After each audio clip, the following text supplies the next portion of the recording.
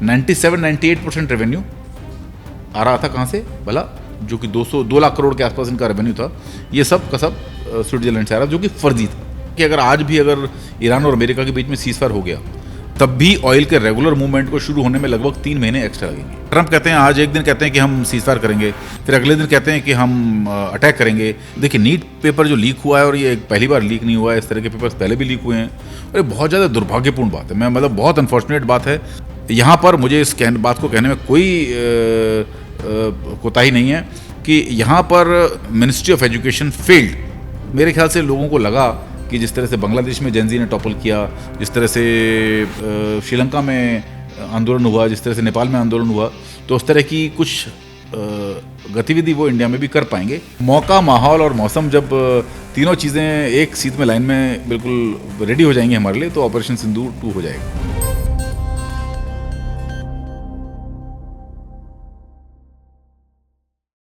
नमस्कार, मैं हूं भारत पुत्र इरफान शेख और आप देख रहे हैं एनबीसी भारत।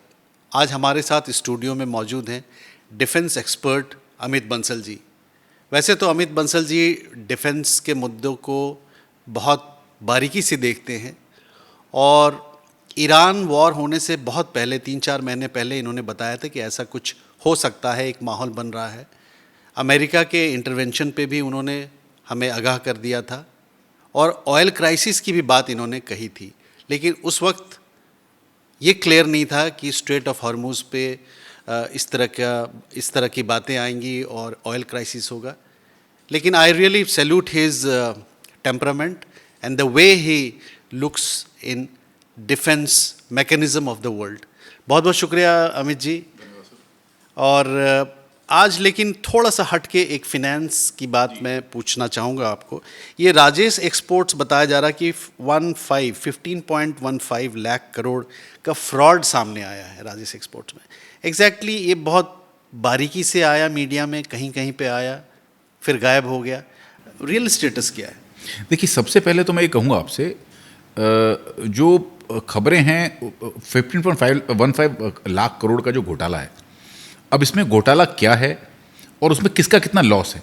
घोटाला एक बहुत सतही बहुत वर्ड है कि उसमें कितना उसने फ्रॉड किया, बट उस फ्रॉड में किसको कितना नुकसान हुआ, किस गवर्नमेंट एजेंसी को कितना नुकसान हुआ और किसका कितना एक्सपोजर था, हमें वो देखना पड़ेगा। एग्जैक्टली ये 15.15 लाख करोड़ का जो आंकड़ा है, ये बहुत सतही आंकड़ा है। अब बात आती है कि इन्होंने फ्रॉड कैसे किया। ये जो राजेश एक्सपोर्ट के जो ओनर्स थे, मेहता ब्रदर्स जो भी थे, मतलब मैं नाम पूरी तरह नहीं जानता, इन लोगों ने क्या किया, एक पहले एक कंपनी इनकी थी जो कि गोल्ड में डील करती थी। ये ज्वेलर्स थे, पेशेवर खानदानी ज्वेलर्स थे। अब धीरे धीरे इन्होंने अपना एक बड़ी मैन्युफैक्चरिंग लगाई, बड़ी फैसिलिटी लगाई, गवर्नमेंट के कुछ बॉन्ड खरीदे। 2010-11-12 के आसपास का जो टाइम था, ये कंपनियां ग्रो कर रही थी, इकोनॉमी भारत की ग्रो कर रही थी। अब इन्होंने क्या किया कि एक स्विट्जरलैंड की कंपनी, वेलकैम्बी उसका नाम था, उसको उन्होंने एक्वायर किया। अब ये जो कंपनी थी, एक प्राइमरीली गोल्ड रिफाइनर थी, सोने को रिफाइन करती थी।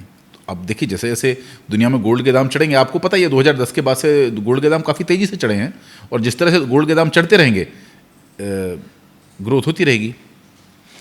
अब इन्होंने फ्रॉड क्या किया है समझे, इन्होंने अपनी कंपनी का रेवेन्यू बढ़ाना शुरू किया, और कंपनी के रेवेन्यू को बढ़ाने के वक्त उन्होंने कहा कि हमारी जो इनकम है ये स्विट्जरलैंड से आ रही है। अब भारत में जो आप सेल करते हैं, जो इनकम होती है, उसके ऊपर तो आप जीएसटी भी देते हैं, इनकम टैक्स भी देते हैं। फॉरेन इनकम के ऊपर आप टैक्स नहीं दे सकते, वो उस कंट्री के बेस पर है। तो कंपनी का रेवेन्यू उन्होंने, जो स्विट्जरलैंड का रेवेन्यू था, वो यहाँ दिखाना शुरू कर दिया कंपनी के एसेट के अंदर, क्योंकि होल्डिंग कंपनी थे।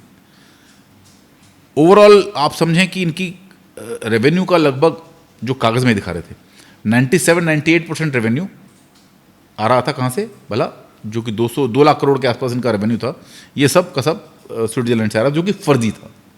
उतना रेवेन्यू आ नहीं रहा था। ये लोग आंकड़े बढ़ा करके अपनी कंपनी का वैल्यूएशन बढ़ा रहे थे, अपनी कंपनी के शेयर की प्राइस बढ़ा रहे थे। मार्केट में हुआ और ये हालत हो गया कि ये फॉर्च्यून 500 कंपनी में आ गई, top 7 company, fastest growing company के अंदर, इंडिया के अंदर आ गई। तो जब ऐसी कंपनी आपको दिखती है, तो हर कोई इसके अंदर इन्वेस्ट करेगा। लोगों ने इनके शेयर्स खरीदे, शेयर्स के प्राइस बढ़े। जब शेयर्स के प्राइस बढ़े, तो उन्होंने कुछ पार्ट ऑफ शेयर्स अपने बैंकों के पास मॉर्गेज किए, उससे लोन लिया। कुछ शेयर्स इन्होंने LIC ने भी खरीदे, हर एक कोई खरीद रहा है, तो उनका पैसा फंसा। तो जो ओवरऑल रेवेन्यू था, वो इन्फ्लेटेड रेवेन्यू था, वो एक्चुअल रेवेन्यू नहीं था। लोगों ने इनसे डेटा मांगा, तो उन्होंने कहा भी स्विट्जरलैंड में तो प्राइवेसी लॉ है, हम वहाँ के डेटा दे नहीं सकते आपको। कुछ लोगों ने कोर्ट में केस दायर किया। कोर्ट में जब केस दायर किया तो फिर उन्होंने प्राइवेसी लॉ का हवाला दिया कि प्राइवेसी लॉ की वजह से हम आपको डिटेल नहीं दे सकते, और अल्टीमेटली अपनी नैया को यहाँ तक लेकर के आ गए। अब जब फाइनली चीज़ें डिस्क्लोज हुई और पता लगा कि जो रेवेन्यू था वेलकैम्बी का, जो उनकी स्विट्जरलैंड पार्टनर थी, वो रेवेन्यू एक्चुअली 100 गुना, 150 गुना, 200 गुना इन्फ्लेट करके दिखाया गया था ताकि इनके पास वैल्यू। अब जो लॉस है, लॉस किसका है? उन बैंकों का है जिन्होंने इसके शेयर्स में पैसा लगाया, या बैंकों ने जिनको इनको लोन दिया, उन एजेंसीज का है जिन्होंने इसके शेयर्स खरीदे, और उन इन्वेस्टर्स का है जिन्होंने इसके शेयर्स खरीदे। उनका लॉस है क्लियर, क्योंकि शेयर करीब मेरे ख्याल से 80% तक गिर गया है।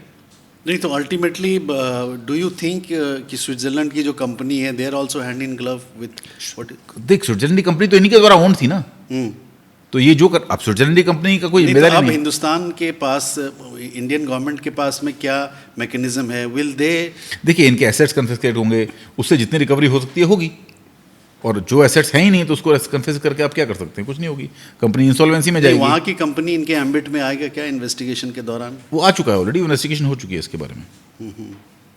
तो ये एक इन्फ्लेटेड रेवेन्यू का केस था।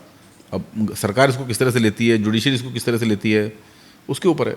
हर्षद मेहता ने भी बहुत बड़ा घोटाला किया था, मार्केट से कई हज़ार करोड़ समय में साफ हो गए थे, लेकिन वो मार्केट के जो लॉसेस हैं उसको आप एक्चुअली इंडिविजुअल लॉस को के तौर पर नहीं कह सकते। वो मार्केट का लॉस चलता रहता है, आगे बढ़ता रहता है। Coming back from gold to oil, अभी ऑयल प्राइसेस बहुत ही कम समय में लगातार लगभग 4 बार बढ़ा है। आपको क्या लगता है कि is this going to continue? देखिए, टर्बुलेंसेस रहेंगे। अगर आज की डेट में भी मैं देखूं, अगर आज समझे कि अगर ईरान और अमेरिका के बीच में सीज़फायर हो गया, तब भी ऑयल के रेगुलर मूवमेंट को शुरू होने में लगभग 3 महीने एक्स्ट्रा लगेंगे। अगर आज सारी शांति हो जाती है तो समय तो लगेगा, आप ही समझें, क्योंकि ऑयल का रेगुलर मूवमेंट होना बहुत अभी कॉम्प्लिकेटेड चीज़ है। और ऑयल का मूवमेंट ऐसा नहीं है कि आपको जो ऑयल का प्राइस आज दिख रहा है कि $100 पर बैरल और आपने खरीद लिया और आपने शुरू कर दिया। उसमें बहुत सारी चीज़ें इन्वॉल्व होती हैं। उसमें आपका लॉजिस्टिक्स इन्वॉल्व होता है, उसमें आपका इंश्योरेंस इन्वॉल्व होता है, उसमें आपका बहुत सारे हाई सी ट्रांजेक्शन इन्वॉल्व होते हैं, उसमें आपके फ्लोटिंग कार्गो का एक सिस्टम इन्वॉल्व होता है। बहुत कॉम्प्लिकेटेड ट्रेड है ऑयल का, इतना आसान नहीं है। इंडिया ने थोड़ा भी सेफ प्ले किया है। तो हम आज की डेट में अगर हम देखें तो हम we are only affected by the escalating price, we are not affected by the depleting supplies. आप ही समझें, प्राइस मार्केट में जो चल रहा है उसके ऊपर हमारा कोई रोक नहीं है, उसके ऊपर हमारा कोई जोर भी नहीं है, हम उसको कंट्रोल भी नहीं कर सकते। बट ये ज़रूर है कि इंडिया ने अपनी जो सप्लाई हमारी आती थी स्ट्रेट ऑफ हॉर्मुज़ के क्लोज होने से पहले, उतनी सप्लाई हमने अब सुनिश्चित कर ली है। इंडिया के अगर आप टॉप 5 सप्लायर्स देखेंगे इस क्राइसिस से पहले, कौन कौन थे? इराक, सऊदी अरबिया, क्राइसिस से पहले की बात, ठीक पहले की बात कर रहा हूँ। रशिया भी सप्लायर था, यूएई भी सप्लायर था, और बाकी कुवैत वगैरह इनसे सप्लाई होता था। तो ये जितने भी हमारे टॉप सप्लायर थे उसमें से टॉप 5 में से 4 सप्लायर जो थे वो गल्फ के थे। अब who are the top 5 suppliers?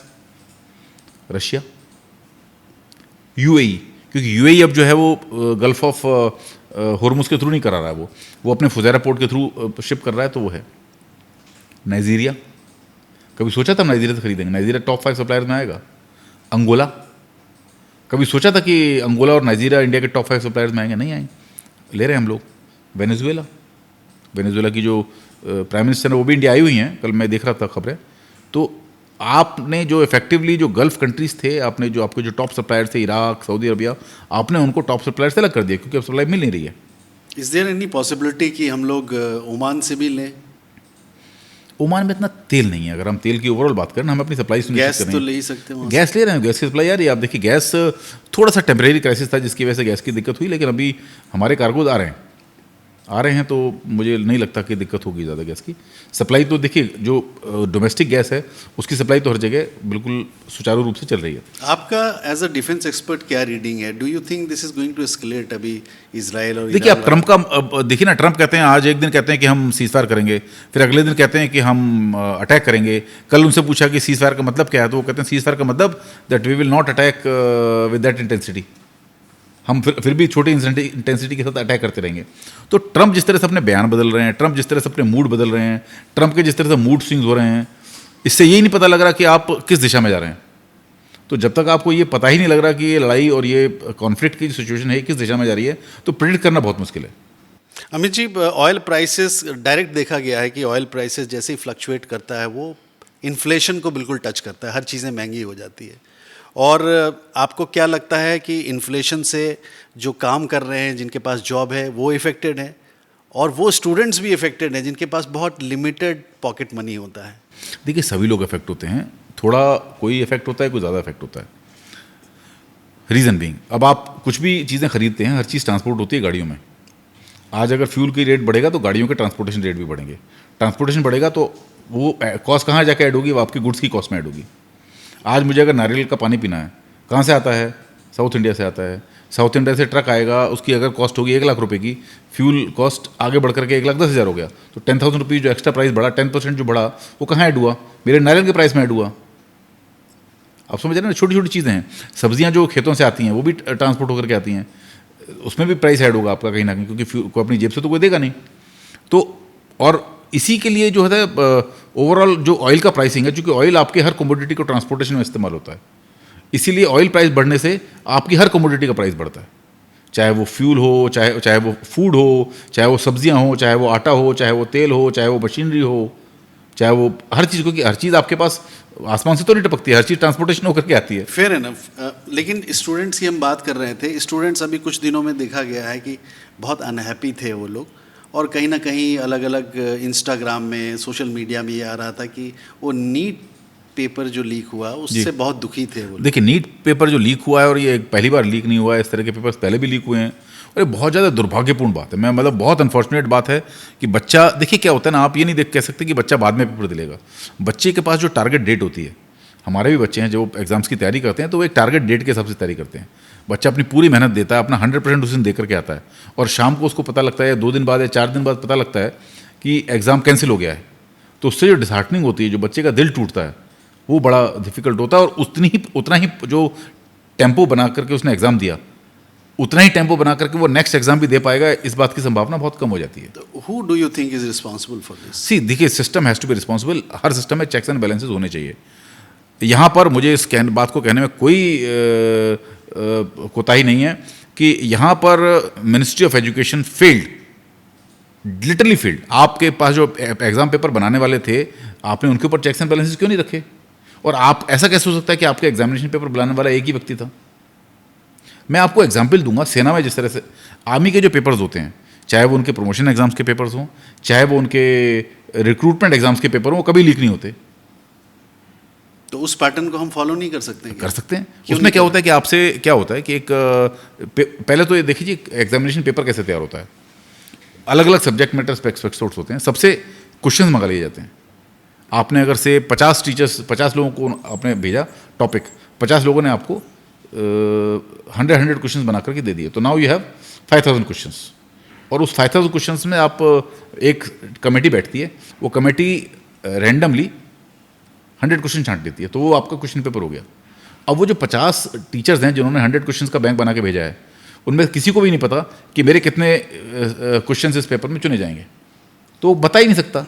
यहाँ पर क्या था, टीचर को पता था कि मैंने क्वेश्चन पेपर भेजा है तो मेरे ये सवाल आगे पूछे जाएंगे, तो उन्होंने लीक किया इसको। अब आता है एग्जामिनेशन चेकिंग की बात।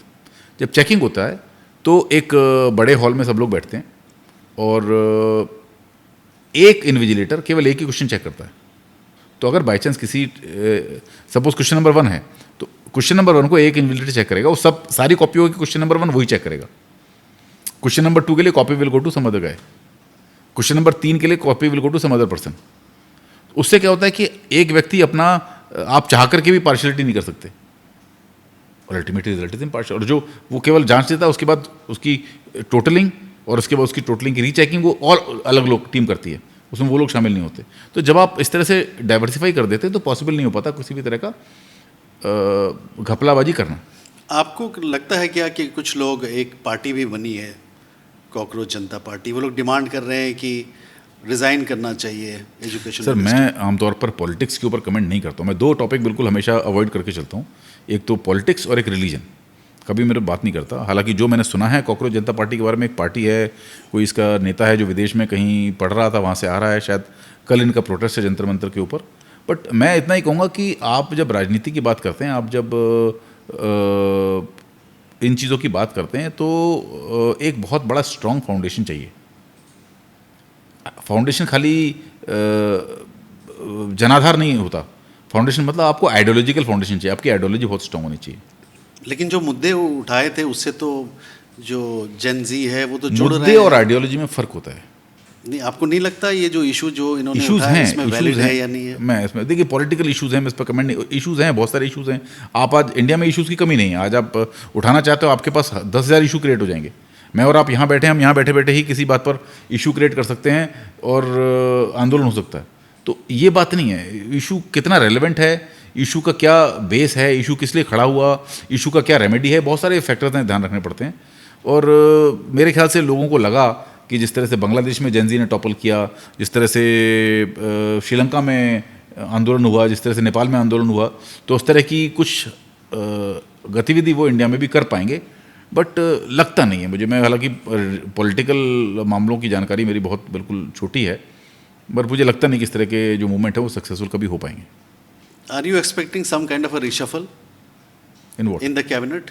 PM will decide. I am nobody to say anything on this. फिर भी एक अप्रेंशन ठीक है, वो होता है, हो apprehension सकता सब। है। मैं पॉलिटिक्स पे नहीं कमेंट करता। मैं पॉलिटिकल आदमी हूँ ही नहीं, तो इसलिए नहीं, आप डिफेंस के हैं, आपका नहीं, तो उससे फर्क नहीं पड़ता। मैं rich आपसे background रहा नहीं, है बट फिर भी defense का। पॉलिटिक्स के ऊपर नहीं करना चाहिए। पॉलिटिक्स और रिलीजन ये दो टॉपिक हैं जिनके ऊपर कमेंट नहीं करना चाहिए।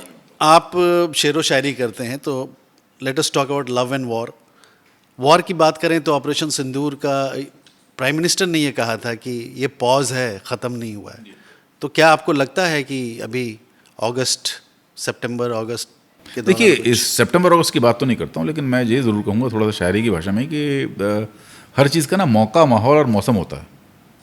तो जब ऑपरेशन सिंदूर 2 लॉन्च होगा तो उसका भी एक मौका होगा। मौका देखा जाएगा कौन सा मौका लगेगा, माहौल देखा जाएगा इंटरनेशनल माहौल कैसा है, और मौसम देखा जाएगा कैसा होगा। इस पे तो जब शेर अभी तो शेर अभी याद भी नहीं आ रहा, लेकिन हाँ, मौका, माहौल और मौसम जब तीनों चीज़ें एक सीध में लाइन में बिल्कुल रेडी हो जाएंगी हमारे लिए, तो ऑपरेशन सिंदूर 2 हो जाएगा। तो देखा आपने कि एक हल्का सा छोटा सा हिंट इन्होंने दिया है कि अगर ज़रूरत हुआ तो देयर आर फुल पॉसिबिलिटी कि ऑपरेशन सिंदूर पार्ट 2 भी हो सकता नहीं है। होगा, हो सकता है, नहीं होगा।